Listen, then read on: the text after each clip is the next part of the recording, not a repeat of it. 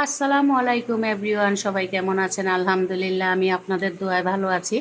আজ আমাদের নিজের গাছ থেকে কাঁঠাল পেড়েছি, অনেকগুলো কাঁঠাল পেড়েছি। তো কাঁঠালগুলো বেশি একটা ভালো না, পাকলে খাওয়া যায় না। এই পাকা কাঁঠাল দিয়ে আজকে আমি ঘাটি রান্না করব।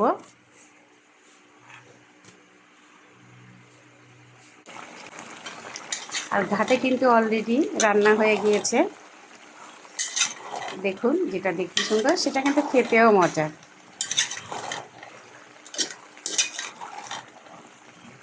আর এই ফাঁকে আমরা একটু গরম মশলা করে নিচ্ছি, কাঁঠালের মধ্যেও দিব। ঘাটি মানে এটা মাংসর মতন করে রান্না করছি, শুটকি দিয়ে না। শুটকি দিয়েও খুব মজা, সেটাও রান্না করে খেয়েছি, আবারও খাবো ইনশাল্লাহ।